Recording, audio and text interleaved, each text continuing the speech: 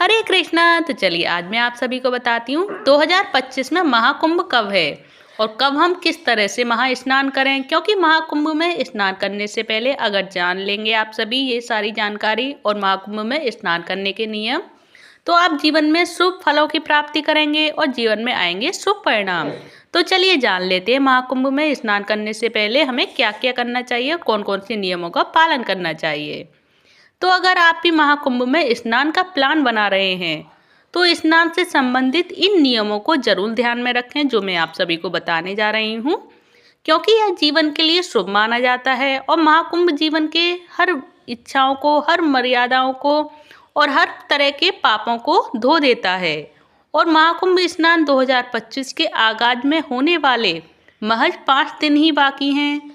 जो 12 साल बाद लगने वाले इस महाकुंभ की शुरुआत प्रयागराज में 13 जनवरी से होने वाली है, जिसका समापन होगा 26 फरवरी को। जो कि 54 दिन तक लगने वाले इस महाकुंभ में देश विदेश से श्रद्धालु आने वाले हैं। जो कि माना जा रहा है कि महाकुंभ 2025 में करीब 40 करोड़ श्रद्धालु आएंगे और इस बीच 6 अमृत स्नान यानी शाही स्नान होंगे। इसके बीच 6 शाही स्नान हैं। ऐसे में अगर आप भी महाकुंभ में स्नान करने का प्लान बना रहे हैं तो स्नान से संबंधित इन नियमों को तो जरूर ध्यान में रखें। क्योंकि अगर नियमों का पालन नहीं किया जाता तो यह आपके जीवन में शुभ परिणाम नहीं लाएगी। तो प्लीज़ इन नियमों का जरूर पालन करें। क्योंकि अगर महाकुंभ नहा रहे हैं आप तो पूरे नियमों के साथ नहाएं, जिससे कि आपके जीवन में शुभ परिणाम आए। तो चलिए अब मैं आप सभी को बताती हूँ कि महाकुंभ नहाने के कौन कौन से नियम होते हैं जिनका हमें पालन करना है और पूरे मन और श्रद्धा से भगवान का नाम लेना है। जो कि हर हर महादेव प्लीज़ कमेंट बॉक्स में भी लिखें, क्योंकि ये महाकुंभ महादेव भोले बाबा के लिए समर्पित है। और महाकुंभ में स्नान करने के नियम कौन कौन से हैं तो चलिए मैं बताती हूँ। तो नंबर 1 है इसका नियम, महाकुंभ में सबसे पहले स्नान का विशेष अधिकार नागा साधुओं का है। और नागा साधुओं को स्नान करने की प्राथमिकता सदियों से चली आ रही है। इसके पीछे एक धार्मिक मान्यता ये है कि नागा साधु भगवान शिव के अनन्य भक्त होते हैं और उनकी तप और भक्ति को देकर यह सम्मान नागा साधुओं को प्रदान की गई है। ऐसे में जो लोग गृहस्थ जीवन जीते हैं उन्हें पहली डुबकी नहीं लगानी चाहिए। उन्हें नागा साधुओं के स्नान के बाद ही गृहस्थ लोगों को नहाना चाहिए। नंबर 2 है, अगर आप शादीशुदा हैं और महाकुंभ जाने की प्लानिंग कर रहे हैं तो संगम में स्नान करते समय 5 डुबकी जरूर लगाएं। ऐसी मान्यता है कि जो लोग गृहस्थ जीवन जीते हैं अगर स्नान करते समय 5 डुबकी नहीं लगाते हैं तो उनका स्नान पूर्ण नहीं होता है।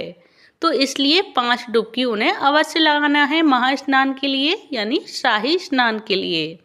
तो अब मैं 3 पॉइंट आप सभी को बता रही हूँ जो कि लास्ट पॉइंट है इसके महाकुंभ के नियम का, जो कि ज़्यादा गौर करने वाला है। तो चलिए ध्यान से सुनिए। महाकुंभ का तीसरा नियम जो कि है, ऐसा माना जाता है कि जो लोग महाकुंभ में स्नान करते हैं उन्हें बड़े हनुमान जी या फिर नाग वासुकी के दर्शन जरूर करना चाहिए।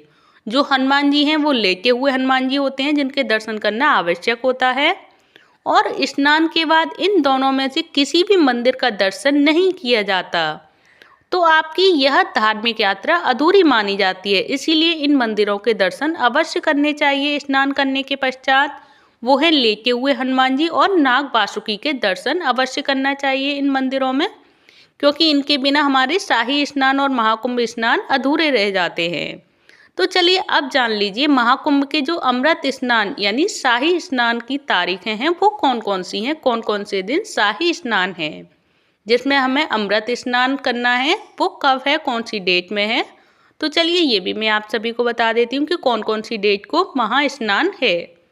तो महाकुंभ जो 2025 में 6 अमृत स्नान की तारीख हैं, जिनमें 3 तारीख जनवरी महीने में है और 3 तारीख फरवरी महीने में पड़ेंगी। तो जनवरी महीने की और फरवरी महीने की तारीखें कौन कौन सी हैं तो सबसे पहले है 13 जनवरी। तो 13 जनवरी 2025 को पूष पूर्णिमा को पहला शाही स्नान रहेगा और वहीं दूसरा शाही स्नान रहेगा 14 जनवरी 2025 को। वो रहेगा मकर संक्रांति वाले दिन, जिसमें शाही स्नान करेंगे। तो नंबर 3 पे है शाही स्नान करने की डेट 29 जनवरी। 29 जनवरी 2025 को, जो रहेगी मौनी अमावस्या के दिन। अब है फरवरी में, जो कि पहली डेट है फरवरी की 3 फरवरी 2025 को बसंत पंचमी रहेगी, जिसमें चौथा शाही स्नान किया जाएगा महाकुंभ का। वही है 5वां शाही स्नान कब रहेगा, वो रहेगा 12 फरवरी को 2025 को, माघ पूर्णिमा वाले दिन। अब है लास्ट का 6वां शाही स्नान। तो शाही स्नान 6वां कब रहेगा, वो रहेगा लास्ट का 26 फरवरी 2025 को, जो कि महाशिवरात्रि पर्व के दिन रहेगा। तो इन शाही स्नानों को जरूर ध्यान रखें, इनकी तारीखों को अवश्य ध्यान रखें। और महाकुंभ में स्नान से पहले हमें कौन कौन सी नियमों का पालन करना है, मैंने आप सभी को बता ही दिया है। प्लीज़ इन नियमों को ध्यान रखें और इन नियमों को पढ़ने और सुनने के बाद ही महाकुंभ स्नान करें, जिससे कि आपके महाकुंभ की यात्रा पूरी हो। और जो धार्मिक अनुष्ठानों को और जो इतने मन और श्रद्धा के साथ हम स्नान करते हैं, वो हमारे स्नान पूरे हो जाएं और हमें पुण्य फलों की प्राप्ति हो और हमारे सारे पाप उसी जल में धुल जाएं। तो आप सभी को ये सारी जानकारियाँ कैसी लगी, प्लीज़ मुझे कमेंट बॉक्स में बताएं। और अगर आप सभी को ये सारी जानकारियाँ अच्छी लगी हों तो प्लीज़ कमेंट बॉक्स में हर हर महादेव अवश्य लिखें। वीडियो को लाइक करें, चैनल को सब्सक्राइब करें। धन्यवाद। हरे कृष्णा, हरि बोल। हमेशा जपिए, हमेशा सुनिए।